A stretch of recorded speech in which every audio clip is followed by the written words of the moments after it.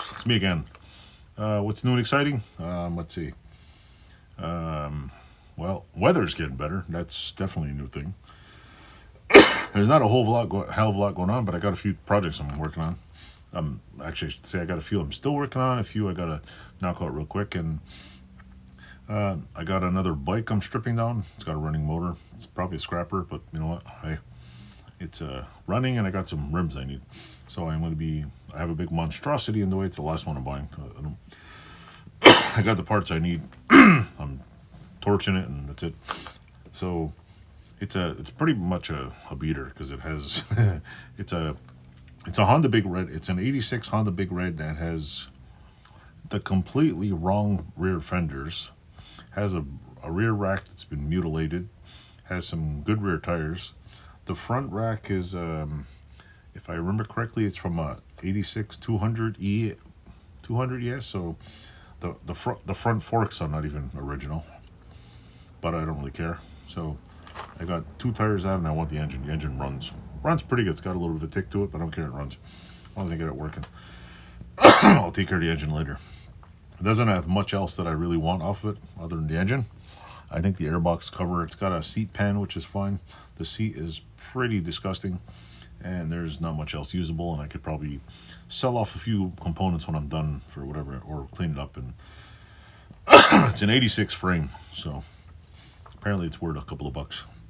So what I'm going to do is take this one, put the engine aside, keep it all nice and clean. It's got a, from what I was told, it's got a non-original carburetor, which I drove around, works pretty good. It runs pretty good. So I'm going to take this one apart as soon as I can, put the motor on the side, put it in a crate or something, just to keep it nice and fresh, and that's going to be done. In between that, I have a fan I got to fix, the bottom. I probably will, if I get this thing out of the way, resort back to finish welding my sandblasting box, because I absolutely needed it like 3 months ago. So I'm going to work on that. I don't know where I'm going to put all the pieces of this stupid thing, because it literally looks like a motorcycle graveyard. Actually, it looks like a Honda Big Red graveyard in here. There's parts here, there's parts here, there's parts here. There's parts on there. Even my mule has got 2 bikes piled on it. So now I have 1, 2, 3, 4 frames, 2 running bikes and 4 frames. 2 are running, there's going to be even less running soon.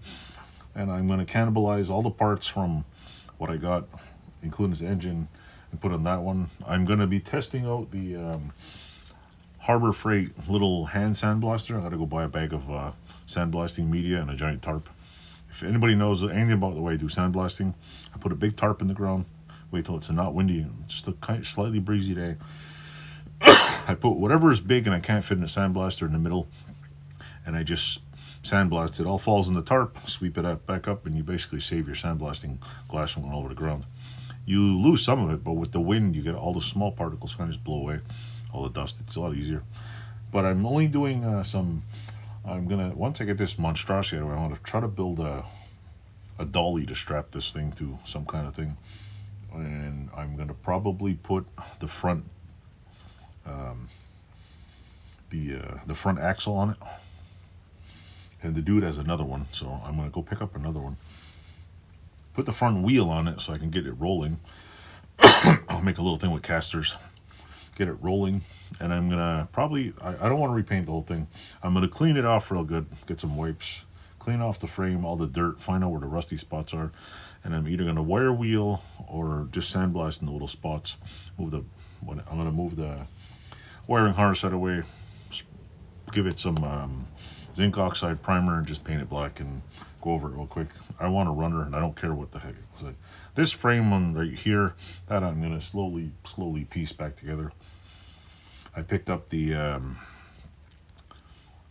ATF, automatic transmission fluid, because I'm going to get before I put another set of forks on it, I'm going to redo the forks. I'm going to get a fork seal kit and fluid and whatever. I'm going to try to do the forks, put them back on, or I'll do it later, whatever.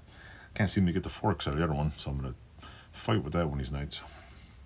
And then once this sucker gets out of the way, and I figure out where to put its carcass, because it's an '86 carcass, and well, if it's in somewhat good shape, I might take all the parts from this one and put it on that one. And the hell with rebuilding the 85. The 86 is more rare than the 85. So it would behoove me to put the 86 back and end up with two 86s. That one's, the one over there has got most of the wiring harness now. This one, the wiring harness is tout fini. It's gonzo junk. So with that said, weather's getting warmer.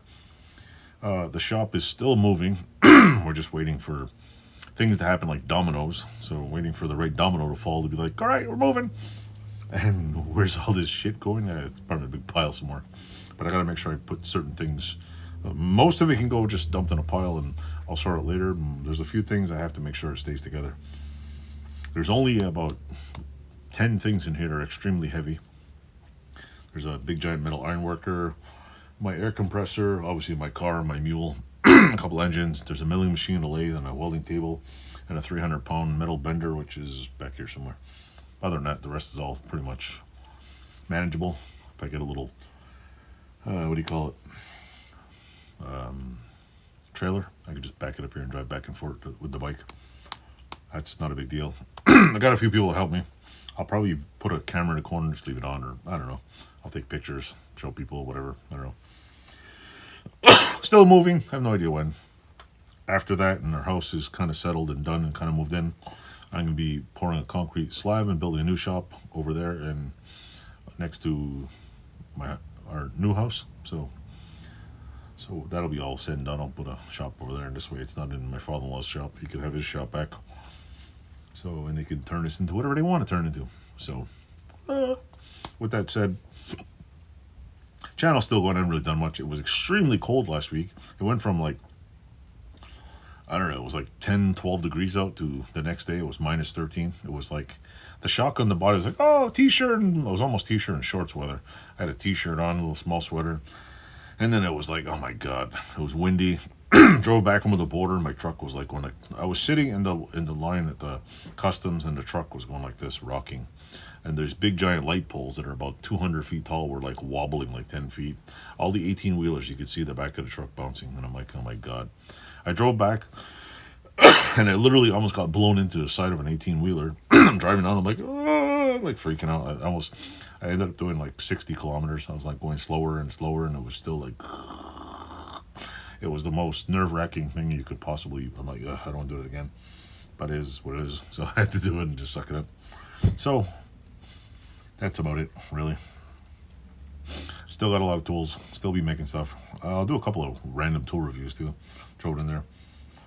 I know I'm probably boring people this channel with those bike stuff, but I just want to go ride the bike. I just want to go with my kids and ride a three-wheeler. Like, I don't know if anybody's on my channel has ever ridden a three-wheeler, let me know.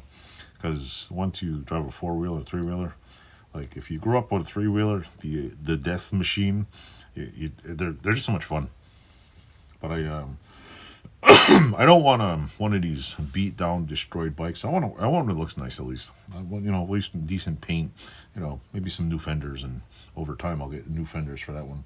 Because that one, the 86 up there, I have some old fenders. They're not great, but they're not perfect, but they will fit.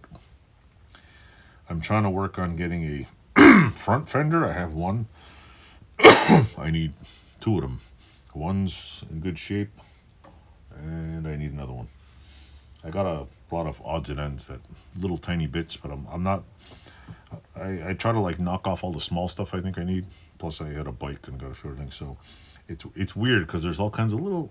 And then if I ever move to the shop, eventually I'm gonna start when I start putting this bike right here back together, I'm gonna start plating all the bolts, just because I want to make a nice bike. I have one right now. The one outside is a complete shit box, but it works. It's like awesome. And this one's even more of a shit box. The other one. So anyway, with that said, bike, blah blah blah. I hope you enjoy the channel. Don't forget to click like, subscribe, and maybe you'll find something you enjoy in here. I will try to do some more metalworking videos and stuff. And just keep doing stuff. Like I said, if you don't already know, I'm just having fun on this channel. Thanks for watching. Toodles.